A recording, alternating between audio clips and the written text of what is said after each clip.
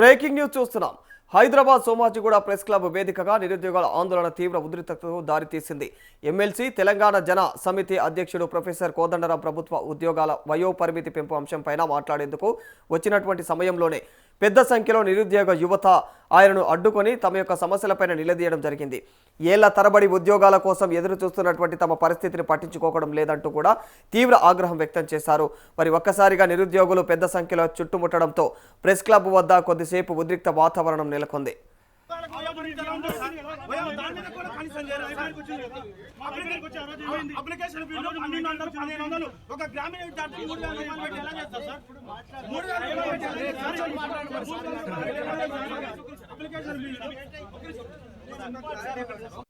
ఉద్యోగాల కోసం వయో పరిమితి దాటుతున్నామని మరి నిరుద్యోగులు ఆవేదన అయితే వ్యక్తం చేస్తా ఉన్నారు. తమకు అన్ని అర్హతలు ఉన్నప్పటికీ కూడా నోటిఫికేషన్లు ఆలస్యం కావడం, ఉద్యోగ ప్రక్రియలు పూర్తి కాకపోవడంతో అవకాశాలు కోల్పోతున్నామని చెప్పారు. ముఖ్యంగా ప్రభుత్వం ఉద్యోగాల వయో పరిమితిని పెంచాలని డిమాండ్ చేశారు.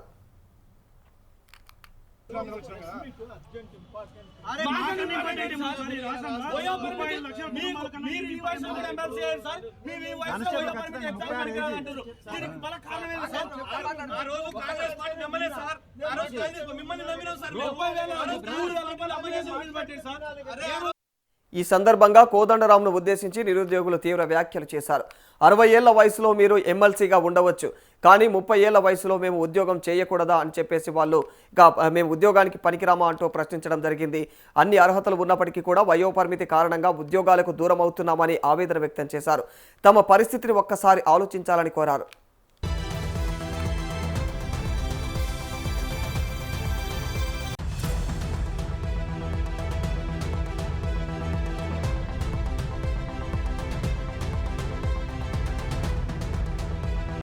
అసెంబ్లీ ఎన్నికల సమయంలో నిరుద్యోగుల సమస్యలపైన ఇచ్చినటువంటి హామీలను కూడా యువత గుర్తు చేసింది.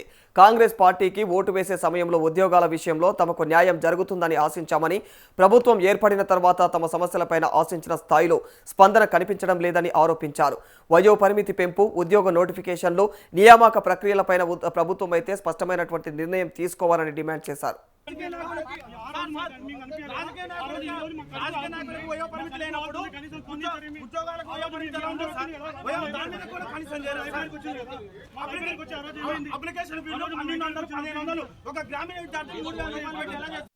సంవత్సరాల తరబడి పోటీ పరీక్షలకు సిద్ధమవుతూ కోచింగ్లు తీసుకుంటున్నామని, కుటుంబాలకు దూరంగా ఉంటూ ఉద్యోగం కోసం శ్రమిస్తున్నామని నిరుద్యోగులు తెలియజేశారు. నోటిఫికేషన్ వచ్చే సమయానికి వయో పరిమితి దాటిపోవడంతో మరిక తమ యొక్క పరిస్థితి మరింత దయనీయంగా మారుతుందని కన్నీటి పర్యంతమయ్యారు. ఉద్యోగం వస్తుందనేటువంటి ఆశతో ఏళ్ల తరబడి ఎదురు చూస్తున్నటువంటి తమకు వయో పరిమితి పెంపు ఒక్కటే పరిష్కారమని పేర్కొన్నారు.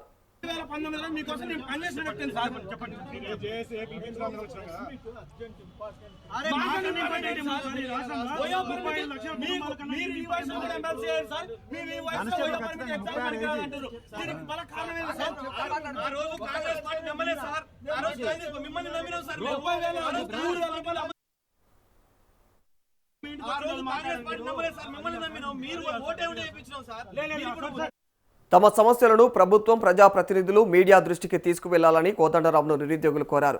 మరిక ఉద్యోగాల కోసం పోరాడుతున్న యువత ఆవేదనను ప్రభుత్వం దృష్టికి తీసుకువెళ్లి వయో పరిమితి పెంపుపైన తక్షణ నిర్ణయం తీసుకునేలాగా చర్యలు చేపట్టాలని విజ్ఞప్తి చేశారు.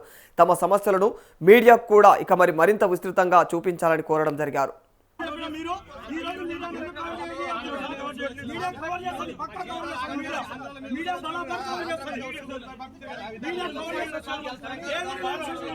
మరోవైపు ప్రభుత్వ ఉద్యోగాల వయో పరిమితి పెంపుపైన చర్చించేందుకు వచ్చినటువంటి కోదండరాంకే నిరుద్యోగుల నుంచి నిరసన ఎదురు కావడం అయితే ఇప్పుడు రాజకీయ వర్గాల్లోనూ చర్చనీయాంశంగా మారింది.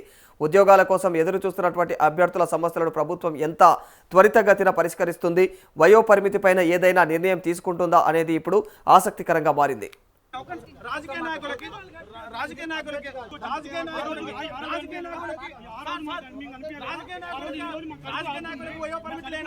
ఏది ఏమైనా ఉద్యోగ నోటిఫికేషన్లు, వయో పరిమితి పెంపు కోసం నిరుద్యోగులు చేస్తున్న డిమాండ్ మరోసారి తెరపైకి వచ్చింది.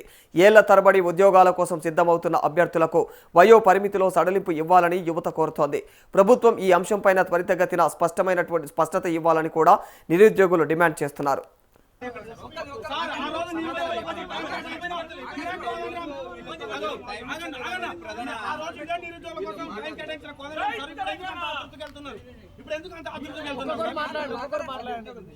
మీకోసం నేను పనిచేసాను సార్ 2019లో మీకోసం నేను పనిచేసిన వ్యక్తిని సార్ చెప్పండి. రైట్, మరి ఇదే అంశానికి సంబంధించి మరింత సమాచారం మా ప్రతినిధి బబిత అందజేస్తారు. బబిత, ప్రభుత్వ ఉద్యోగాల వయోపరిమితి పెంపు పైన చర్చించేందుకు వచ్చినటువంటి కోదండరాంకి నిరుద్యోగుల నుంచి మరి నిరసన సెగలు తగులుకున్నట్లు తెలుస్తా ఉంది. అసలు ఏం జరిగింది బబిత? ఎస్ రాధాకృష్ణ, హైదరాబాద్ సోమాజిగూడ ప్రెస్ క్లబ్ లో నిరుద్యోగుల ఆందోళన అయితే తీవ్ర ఉద్రిక్తతకు దారితీసిందనే చెప్పాలి. అంటే ఎమ్మెల్సీ తెలంగాణ జన సమితి అధ్యక్షుడు ప్రొఫెసర్ కోదండరాం ప్రభుత్వ ఉద్యోగాల వయోపరిమితి పెంపు అంశంపై మాట్లాడేందుకు వచ్చిన టైంలో పెద్ద సంఖ్యలో నిరుద్యోగ యువత ఆయనను అడ్డుకొని వారి సమస్యలపై అయితే ఆయనని క్వశ్చన్ చేసిన సందర్భం చూసాము. అంటే ఏళ్ల తరబడి ఉద్యోగాల కోసం ఎదురు చూస్తున్న తమ పరిస్థితిని పట్టించుకోవడం లేదంటూ కూడా వాళ్ళు చాలా ఆగ్రహానికి గురయ్యారు. అండ్ ఒక్కసారిగా నిరుద్యోగులు పెద్ద సంఖ్యలో చుట్టుముట్టడంతో కూడా ప్రెస్ క్లబ్ వద్ద అయితే కొద్దిసేపు ఉద్రిక్త వాతావరణం నెలకొనిందనే చెప్పాలి. అంటే ఉద్యోగాల కోసం వయోపరిమితి పోతున్నామని నిరుద్యోగులు ఆవేదన వ్యక్తం చేశారు. తమకు అన్ని అర్హతలు ఉన్నప్పటికీ కూడా నోటిఫికేషన్లు ఆలస్యం కావడం, ఉద్యోగ ప్రక్రియలు పూర్తి కాకపోవడం కూడా అవకాశాలు కోల్పోతున్నామని కూడా వారు చెప్పుకొచ్చారు. అయితే ఇక ముఖ్యంగా ప్రభుత్వ ఉద్యోగాల వయోపరిమితి కూడా పెంచాలని వాళ్ళు డిమాండ్ చేస్తున్నారు. అయితే ఈ సందర్భంగా కోదండరాం ను ఉద్దేశించి కూడా వాళ్ళు చాలా కమెంట్స్ చేసినట్టుగా కూడా చూస్తున్నాము. అండ్ ఈ వయోపరిమితి పెరిగిపోతుంది అన్న టైంలో కూడా ఇంకా పట్టించుకోవట్లేదు మమ్మల్ని అన్నట్టుగా కూడా వారు మాట్లాడడం కూడా చూసాము రాధాకృష్ణ ఈ రోజు. అండ్ కోదండరాం ని నిలదీశారు కూడా వాళ్ళు. అండ్ మోర్ ఓవర్ ఎప్పటికీ ఇంకా జాబ్స్ పెట్టిస్తారు, ఎప్పుడు కుదురుతుంది, ఇవన్నీ కూడా వాళ్ళు క్వశ్చన్స్ చేశారు. ఆ క్వశ్చన్స్ ని కూడా కోదండరాం ఆన్సర్స్ చేయడానికి అయితే ప్రయత్నం అయితే చేశారు. అయితే 60 ఏళ్ల వయసులో మీరు ఎమ్మెల్సీగా ఉండొచ్చు, కానీ 30 ఏళ్ల వయసులో మేము ఉద్యోగం చేయకూడదా, చేయడానికి కూడా పనికిరామా అంటూ కూడా ఆయన్ని చాలా గట్టిగానే ప్రశ్నించారు. అయితే అన్ని అర్హతలు ఉన్నప్పటికీ కూడా వయోపరిమితి కారణంగా ఉద్యోగాలకు దూరం అవుతున్నామని కూడా ఆవేదన వ్యక్తం చేసిన పరిస్థితి కూడా అక్కడ నెలకొంది. అండ్ మోర్ ఓవర్ బాధతో కూడా కొంతమంది తమ పరిస్థితిని ఒకసారి ఆలోచించాలని కూడా కోరారు. అయితే అసెంబ్లీ ఎన్నికల సమయంలో నిరుద్యోగుల సమస్యలపై ఇచ్చిన హామీలను కూడా యువత గుర్తు చేసింది. అంటే కాంగ్రెస్ పార్టీకి ఓటు వేసే సమయంలో ఉద్యోగాల విషయంలో తమకు న్యాయం జరుగుతుందని ఆశించామని, ఇక ప్రభుత్వం ఏర్పడిన తర్వాత కూడా తమ సమస్యలను అయితే ఆశించిన స్థాయిలో స్పందన కనిపించడం లేదని కూడా వాళ్ళు ఆరోపించారు.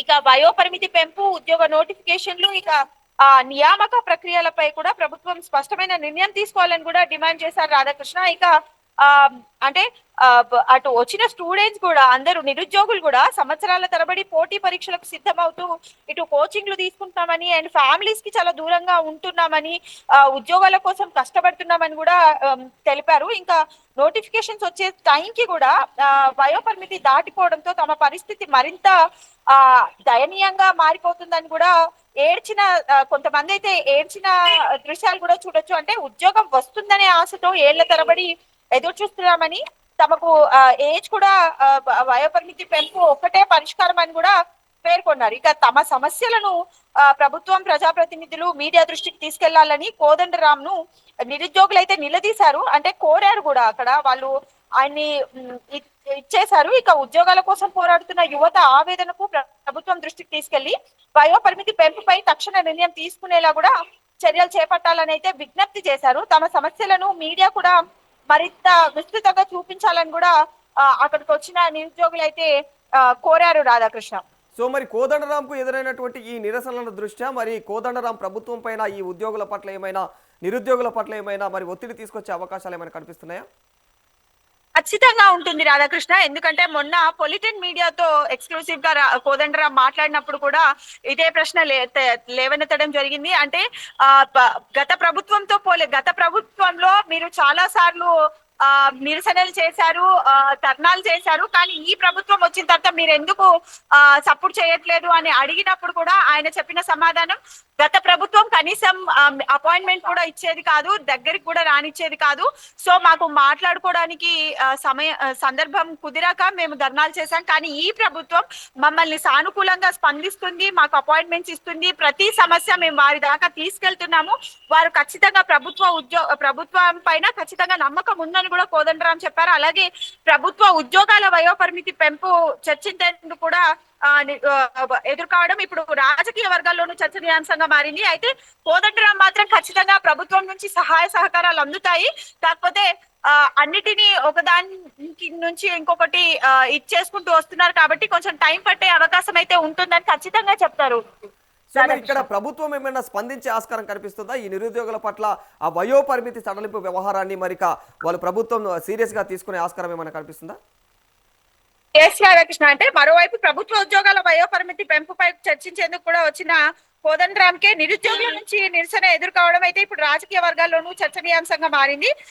ఖచ్చితంగా ఈ విషయం ప్రభుత్వం దాకా వెళ్తుంది, ప్రభుత్వం దీనికి సానుకూలంగా స్పందిస్తుందని ఇటు కోదండరాం కూడా చెప్పారు. అలాగే ఉద్యోగ నోటిఫికేషన్లు వయోపరిమితి పెంపు కోసం కూడా నిరుద్యోగులు చేసిన డిమాండ్ మరొకసారి కూడా తెరపైకి వచ్చిందని చెప్పుకోవచ్చు. ఖచ్చితంగా వీటిపై అయితే సడలింపు ఇవ్వాలని అయితే యువత కోరుతోంది. ప్రభుత్వం ఈ అంశంపై అయితే త్వరగా స్పష్టత ఇవ్వాలని కూడా ఇటు నిరుద్యోగులు డిమాండ్ చేస్తున్న పరిస్థితి అయితే చూస్తున్నాం. Thank you Babita. ఏది ఏమైనా ఇక మరి నిరుద్యోగుల సమస్య కోసం అక్కడికి ఆయన ఏ విషయం కోసం వెళ్ళాడో మరి అదే నిరుద్యోగులు అయితే ఈరోజు అతన్ని నిలదీసి, అంటే కోదండరాంను నిలదీసి, మరి ఇక మీరు 60 ఏళ్ళు వచ్చినా కూడా మీరు రాజకీయాలకు అర్హులవుతారు, కానీ మేము 30 ఏళ్లకే మరి ఉద్యోగాలు చేయకుండా మా ఉద్యోగాలకు పనికిరామా అన్న కోణంలో ప్రశ్నించడం జరిగింది, నిలదీయడం జరిగింది. మరి ఇక ఇదే నిలదీతను కూడా మరి పొలిటెంట్ న్యూస్ కూడా ఎక్స్క్లూజివ్లీ కోదండరాంను అయితే నిలదీయడం జరిగింది. నిజంగా మీరు గత ప్రభుత్వం ఉన్నప్పుడు మీరు నిజంగా ఉద్యమాలు చేసేవారు, గత ప్రభుత్వం ఉన్నప్పుడు మీరు నిరుద్యోగుల కోసం మీరు పోరాడినటువంటి వ్యక్తి, ఈ రోజు ఎందుకు నోరు విప్పట్లేదు అన్న కోణంలో కూడా పొలిటెంట్ ప్రతినిధి ప్రశ్నించినప్పుడు ఆ క్రమంలో ఆయన చెప్పినటువంటి సమాధానం కూడా ఎస్, అంటే గత ప్రభుత్వంలో కనీసం అపాయింట్మెంట్ కూడా దొరికేది కాదు, నిరుద్యోగ సమస్యలపైన మేము అడగడానికి వెళ్తే కనీసం మమ్మల్ని గేట్ దగ్గరికి కూడా ఎంట్రీ ఇచ్చేవాళ్ళు కాదు. సో మరి ఇప్పుడున్న ప్రభుత్వం అలా కాకుండా మాకు అన్నిటికీ కూడా అనుమతులు ఇస్తా ఉంది, మేము నేరుగా ప్రభుత్వ పెద్దల దగ్గరికి వెళ్ళి కలవడం జరుగుతోంది, నిరుద్యోగుల గురించి కావచ్చు ప్రతి సమస్య గురించి కానీ మేము నేరుగా అక్కడికి వెళ్ళి అక్కడ చర్చించడం జరుగుతూ ఉంది. ఇప్పుడు సమస్య వచ్చింది కాబట్టి ఈ సమస్య గురించి కూడా నేను ఖచ్చితంగా మాట్లాడతాను అన్న కోణంలో కోదండరాం కూడా తెలియజేస్తా ఉన్నారు. మరి నిజంగానే కోదండరాం మాటల ప్రకారం ప్రభుత్వం దిగి వచ్చి నిరుద్యోగుల కోసం వయో పరిమితి సడలింపు చేస్తే గనక ఖచ్చితంగా నిరుద్యోగులకు కాస్త ఆ ఊరట లభించే అవకాశాలు అయితే క్లియర్ గా కనిపిస్తా ఉన్నాయి.